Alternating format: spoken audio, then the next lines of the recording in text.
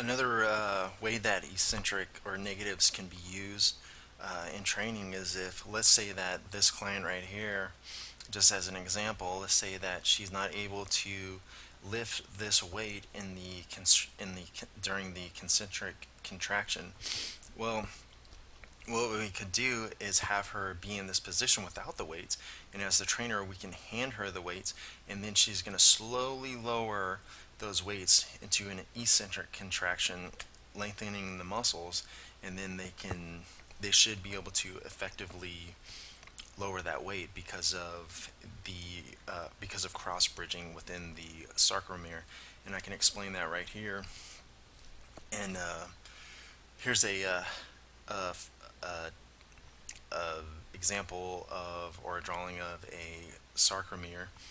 Um, and what you have is your actin filaments, and you have your myosin filaments right here, the larger filaments.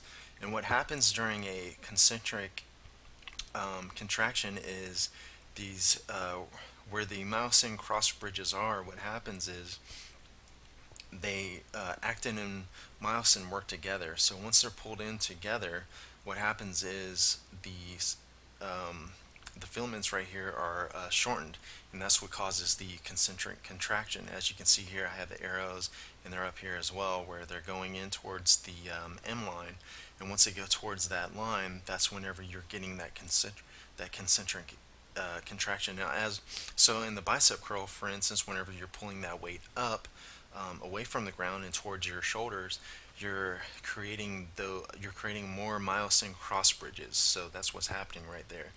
And it's better actually if you don't have a fully extend elbow at that point, but you have just a little bit of a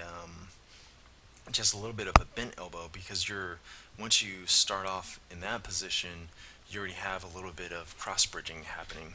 Um, so whenever the weight is taken down, for instance, in a bicep curl, taken back down from the shoulders to the floor, what happens is during the eccentric contraction, the cross bridging starts to release and starts to go back towards the Z line here of the sarcomere.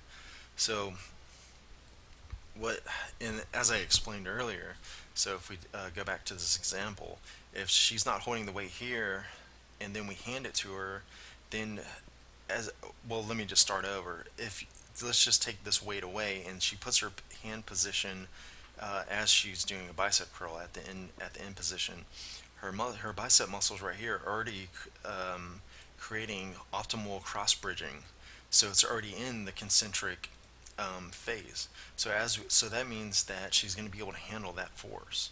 Theoretically, she should be able to handle that force. Once we hand her the weight, she should be able to handle the weight because she has more activation of myosin cross bridging, and then she's able to lower that weight in a slow eccentric contraction.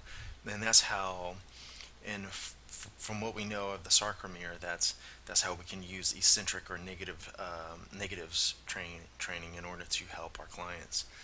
Now, some exercises, as I have noted earlier, and I'm going to use the bicep curls, because it's a really easy exercise and it's really easy for everyone to comprehend it. But yeah, bilateral and unilateral exercises. So really, I mean, in my personal opinion, I think you should start off with unilateral right here, which is what I did in my program.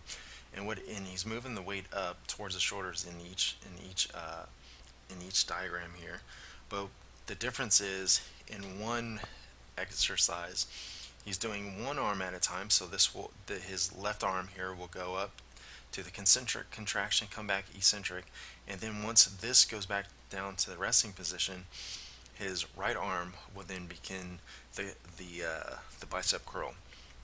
Now, in the bilateral exercise, the trainer is going to lift both weights simultaneously at the same time.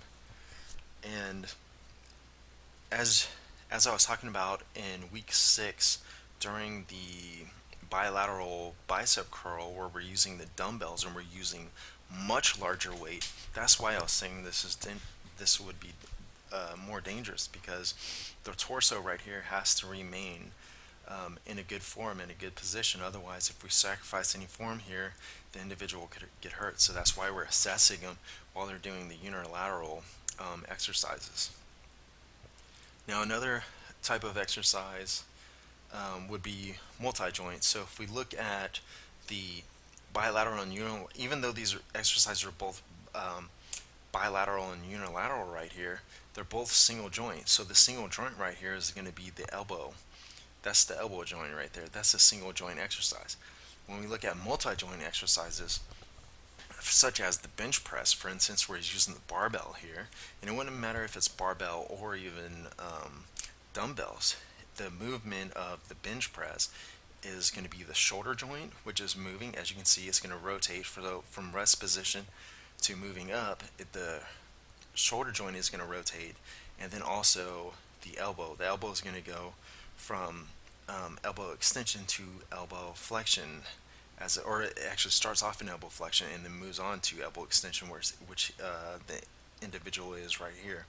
Now you use this picture to show where he's. It looks like he might be towards the end because the elbows are still bent. So he's probably just at the end of his cycle right here. Now for the other example I have here is a chin up, and notice how the palms, how the hands face. So this is going to be a chin up, this one, and that's because he's in the pronation position with his hand placement. Now with the chin up, it's also a multi-joint exercise, and so would a pull-up would also be, even though the wrist would be rotated to the supine position. Um, but you can see that,